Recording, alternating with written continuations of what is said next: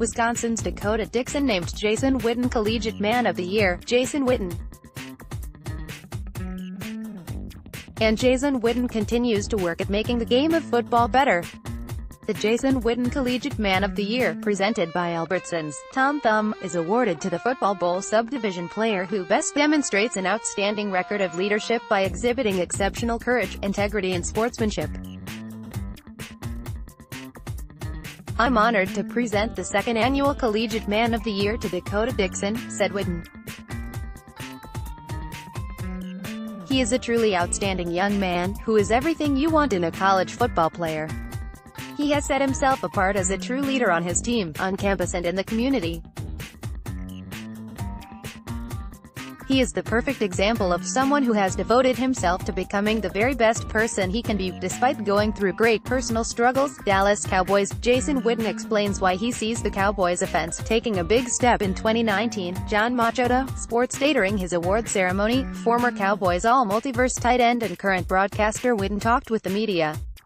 He sees good things ahead for Dallas with Kellen Moore as offensive coordinator. "Look, I see this offense taking a big step in 2019, I really do, in what they try to do and how they build this offense with the strength of the team." Witten sees Moore staying true to the team's offensive identity while tweaking the scheme to better accommodate Prescott's abilities. He envisions a more flexible approach in attacking defenses.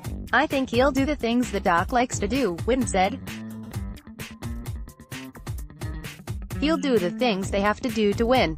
I think he'll use the pass to set up the run, not just the run to set up the pass. I think he'll do a good job with that." Witten weighs in on Kellen Moore, MNF future. Rob Phillips, DallasCowboys.com. Potential for the Dallas offense wasn't the only thing Witten discussed.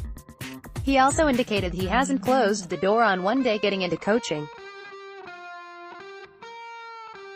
on what he loves about TV and if he still feels coaching might be in his future down the road. "Having grown up in a coaching family, I mean, how could I not? I mean, that's what you love. What you love about television is you get to study these guys. The same things that you love about playing, you love about television." I'm sure Tony Romo would probably say the same things. "It's watching tape, it's studying. I try not to predict my future or think about that long term. I've got a great team around me at Monday Night Football. But I would never say never, you know, film room, pay the man." Why Cowboys should do whatever it takes to retain DeMarcus Lawrence's unique services. John Owning, Sports Day. Owning, a former blogger, continues to lend credibility to DMN with his excellent analysis. His latest effort supports the case for retaining the services of DeMarcus Lawrence, no matter the cost. Equally effective against run and pass, Lawrence is the unique defensive end who can be equally effective against the run and pass. Since 2017, Lawrence is 6th in the NFL in sacks, 25, ahead of star pass rushers such as Von Miller, 24.5, Khalil Mack, 23, Frank Clark, 22, and Yannick Ngakoue, 21.5. He's also 8th in quarterback hits, 49, per Pro Football Reference. In that same time span, Lawrence is 9th in tackles for loss, 41. In 2018, Lawrence finished 4th in run stops, 28, and 2nd in run stop percentage among edge defenders with at least 200 snaps against the run. He beat out Pro Bowl talents such as Mack, Miller, Chandler Jones and Cameron Jordan in both categories. The term, well-rounded, is typically used for middling players who find adequate success against the run and pass. However, Lawrence is the unique talent who is an elite pass rusher and run defender, making him one of the only truly well-rounded defensive ends in the NFL. Cowboys free agents most likely to depart. Jeff Swaim's injury history could be his undoing in Dallas. Kate Heropoulos, Sports Day. Flip side of who the Cowboys need to keep is who might get cut loose. Jeff Swaim, sadly for him, could well be in the latter group. The Cowboys got a lot out of the former 7th-round pick from Texas, but he has been unable to remain healthy during his 4 seasons in Dallas. Plus, the Cowboys are pleased with the development of tight ends Blake Jarwin and Dalton Schultz, who came on after Swaim suffered the injury. They could also look to upgrade at the position in this year's coming draft, including a tight end who can become a reliable red zone option. Star evaluation: How Anthony Brown bounced back. David Hellman, DallasCowboys.com. Latest installment looking back at the season for Cowboys players. Anthony Brown clearly didn't care about the expectations in 2018. Conventional wisdom said he was going to lose his nickelback job to Jordan Lewis, who appeared to come on strong at the end of his rookie year. The one problem was that Brown bucked conventional wisdom, holding on to the third cornerback job throughout OTAs and training camp. In his third season, he started 10 games, and those he didn't start came when the Cowboys opened their games in base defense. In 15 appearances, he managed 46 tackles with 2 sacks and an interception. His 8 pass breakups ranked third on the team, trailing only Byron Jones and Chidobe Awuzie. For a guy who was supposed to lose his job at the outset of the season, it was a strong effort from the former 6th-round pick.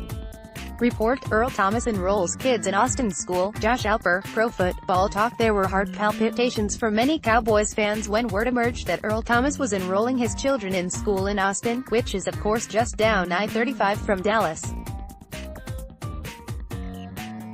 But calm down a bit. It may not turn out to be much of a sign. Thomas went to the University of Texas and has gone back to his alma mater to work out in past off-seasons, so it's no sure thing that he's going to be there come the fall. Chewing on some feel-goods, Mickey Spagnola, DallasCowboys.com just read this little story from the funeral of longtime Cowboys player and coach Wade Wilson. But there was this guy sitting 2 pews in front of me, on the aisle, who looked familiar. Was racking my brain, recognized him but the name escaping me. Then it hit: Ryan Leaf, former Cowboys quarterback in 2001. He was one of 4 starting quarterbacks that season, trying to jump-start the failing career of the second pick in the 1997 draft. Really? Him? Quite curious. Remember pointing earlier in the week this tweet from Leaf after his learning of Wade's passing: he was an amazing mentor, friend, and father.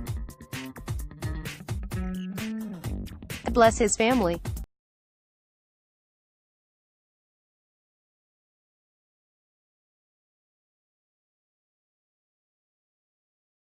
So after the service, I reintroduced myself to him.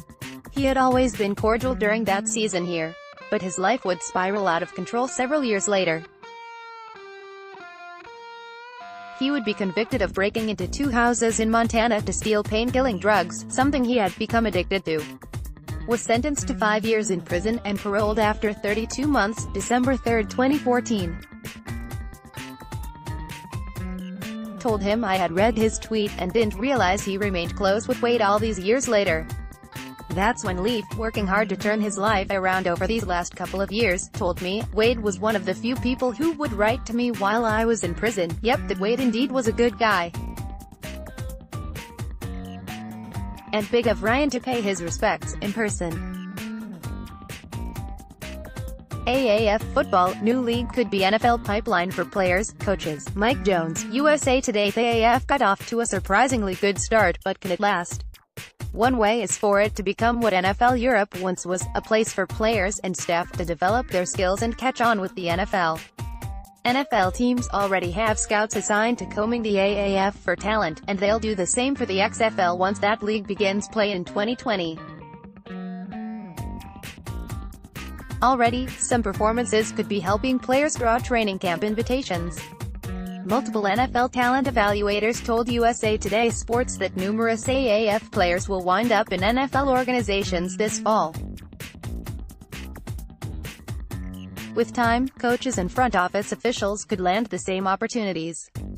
As one NFL talent evaluator who spoke to USA Today Sports on condition of anonymity, because he was not authorized to speak on personnel matters, put it, there's always a diamond in the rough or two. If a guy shines, we'll find him. This should definitely be a good thing.